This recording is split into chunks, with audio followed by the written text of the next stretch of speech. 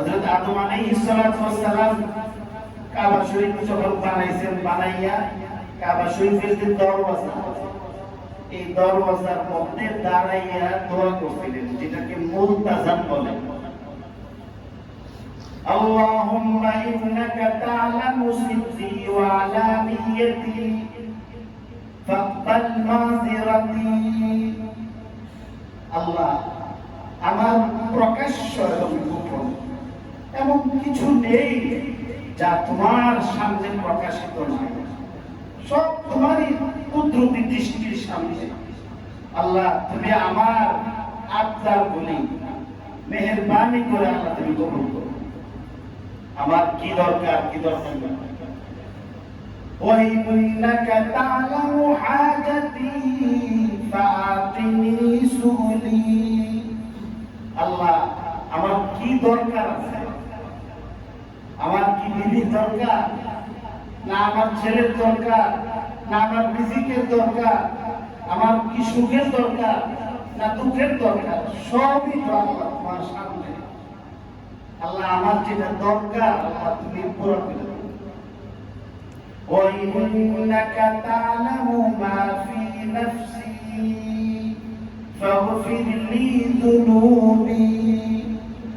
আল্লাহ, প্রকাশ্যে যা আছে এটা তো না বললেও মানুষ জানে, দেখে, কিন্তু আমার হৃদয়ের অভ্যন্তরে কি গোপন কথা আমি লালন করছি আল্লাহ, আমি ব্যক্ত না করলেও তুমি তা জানো। আনতা আলিমুম বিযাতিস সুদূর। আমার এটা কেন বলছেন? প্রত্যেক মানুষের জীবনে এমন কিছু কথা, এমন কিছু গোপন বিষয় থাকে যেটা সে আর তার রব মাবুদ ছাড়া পৃথিবীর কারোর কাছে সে প্রকাশ করে না। স্ত্রীর কাছেও না, বাবার কাছেও না, ভাইয়ের কাছেও না, বন্ধুর কাছেও না। বলে যে আমি তো তোমার কাছে সব বলে দিয়েছি, সব বলার পর একটা কথা থাকে, এমন কিছু গোপন বিষয়।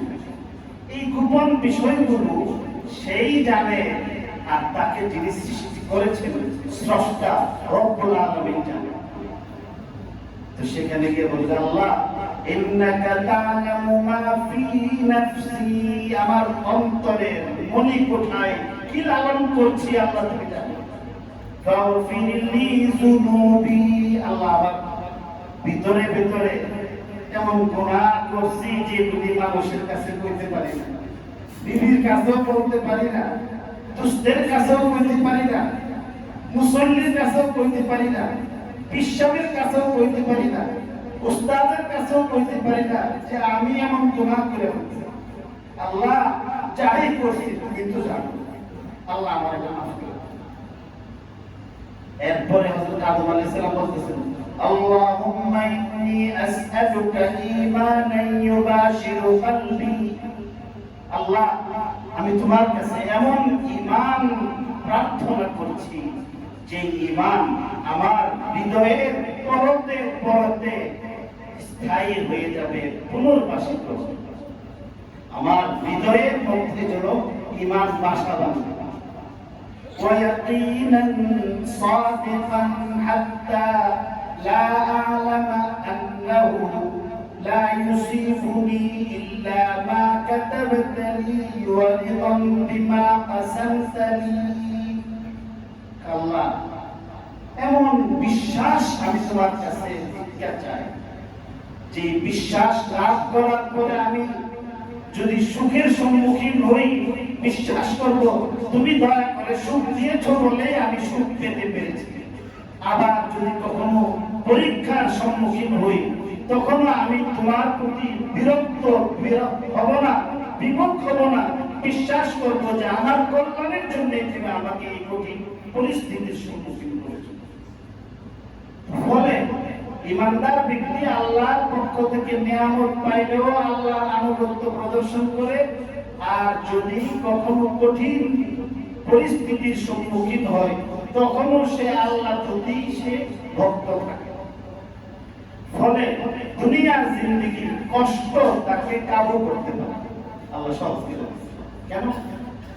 কষ্টটাকে যদি কষ্ট ভাবা হয় তাহলে এই কষ্টের মাত্রা আরো বাড়ে।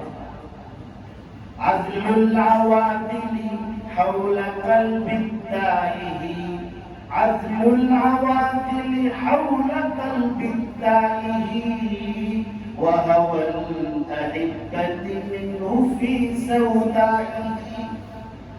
সারা পৃথিবীর দুঃখ কষ্ট হৃদয়ের চারপাশে মিছিল করে, কিন্তু হৃদয়ের ভিতরে ঢুকতে পারে না। ইমানদার ব্যক্তি তার কর্মের মধ্যে আল্লাহর ভালোবাসাকে পুনর্বাসিত করে ফেলেছে, কষ্ট লাগে। ফলে পাইলেও খুশি, না পাইলেও খুশি, তার চেহারার মধ্যে কোনো প্রভাব পড়ে। ইমানদার ব্যক্তি আল্লাহর কাছে যেহেতু প্রার্থনা করে, আল্লাহ তার জিন্দেগি সহজ করে, এমন যে আল্লাহ তাকে এমন বিবি মিলায় দেয়। আরেক ব্যক্তি দুনিয়াদার ব্যক্তি হাজারো লাখো কোটি টাকা স্ত্রীর পেছনে ব্যয় করে, তার মন পায় না। আর ইমানদার ব্যক্তির হাল হলো, তার স্ত্রী দুনিয়ার আসবাবপত্র কিছু না পেয়েও তার স্বামীর সঙ্গে কখনো গাদ্দারি করে না, তার নিজের ইজ্জতকে হেফাজত করে, আরেকবারের সঙ্গে হেলো করে। আজ থেকে অনেকদিন আগে একজন মসজিদের এক ইমাম সাহেব আমার কাছে এসে রমজান শরীফের ঈদের মধ্যে বলছিলেন যে এবার আমার বিবি আমার উপর অনেক খুশি হয়েছে। আমি বললাম কারণ কি? বললো যে আজকে আমি তার পছন্দের একটা শাড়ি কিনে দিছি এই ঈদের মধ্যে। আমি জিজ্ঞাসা করলাম কত টাকা দিয়ে কিনছিল? 1200 টাকা দিয়ে। 1200 টাকা পেয়ে এই সমাজের মধ্যে ঢাকার সিটির ভিতরে একজন ইমাম সাহেবের বিবি সন্তুষ্ট থাকে। কেন? আল্লাহ তার জিন্দেগি সহজ করে দিয়েছে।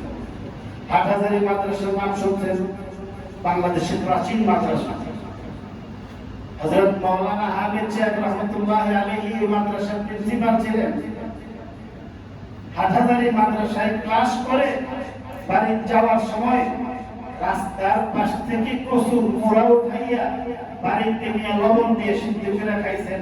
চেহারার মধ্যে কোনো কষ্টের ছাপ নেই। বাড়িতে গেছেন, যাওয়ার পরে ওনার স্ত্রী ওনার কাছে আসেন না।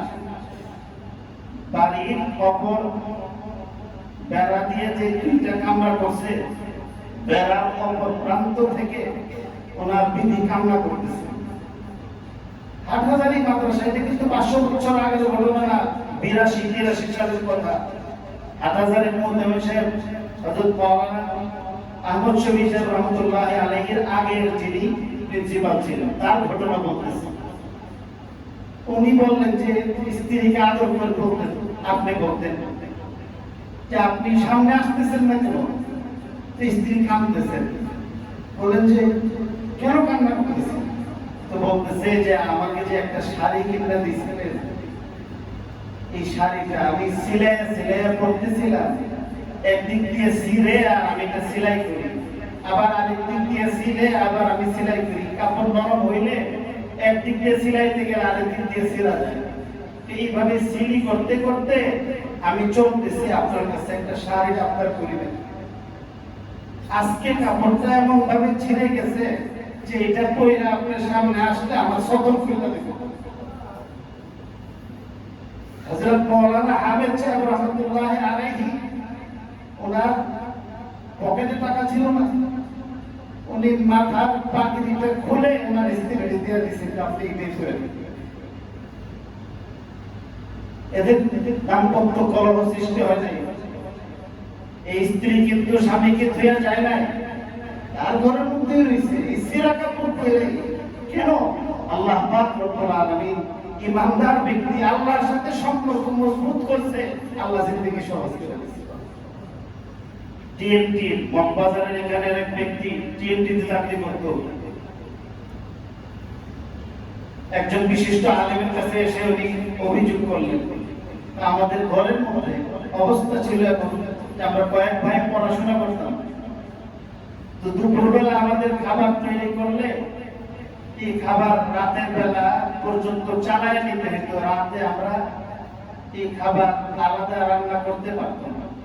তো যেহেতু ভাইয়েরা সবাই পড়াশোনা করতাম, এই জন্য আমরা নিজেরাই নিজের কানুন করে নিচ্ছি যে মাগরিবের পর থেকে যার যখন পড়া শেষ হইত খাবারের জন্য আসতাম, তো আসলে আমাদের কড়াইয়ের মধ্যে হয়তো একটা মাছের টুকরা একটু ঝোল থাকতো, তো যেই আসতো এসে জিজ্ঞাসা করতো আর কেউ কি খাবারের অবশিষ্ট আছে, বাকি আছে কি? তো যদি শুনছে যে কেউ বাকি আছে, তো আগে যে খাইতে আসছে সে মাছের টুকরাটা খাইছে না, ভাইয়ের জন্য রেখে দেয়, ভাইয়ের জন্য রাখছে। এবং এইভাবে রাখতে রাখতে দেখা গেছে আগে যারা আসছে এরা জোর দিয়া খাইছে, আর শেষে যে আসছে সে মাছের টুকরা পাইছে, জোর পাইছে। সব ব্যক্তি সরকারি চাকরি করে, উনি এসে বলছেন যে আমরা তো এত এমন সুন্দর জিন্দেগি করছি, আর এখন আমার দুইটা বাচ্চার জন্য দুইটা পেন্সিল কিনলে চলে না, আলাদা ডজন পেন্সিল কিনে দিতে হয়, একটা পেন্সিল দিয়ে আরেকটা লেখলে ঝগড়া করে। কেন? ওনাদের মা বাবা ইমানদার ছিলেন, আল্লাহ জিন্দেগি সহজ করে দিয়েছে। এই জন্য ছেলেদের দিলের মধ্যে মা বাবার দরদ আল্লাহ সৃষ্টি করে দিয়েছে যে দেখো আমার আব্বা কিন্তু চুরি করে না, আমার আব্বা হারাম খায় না, আমার আব্বা সৎভাবে চলে।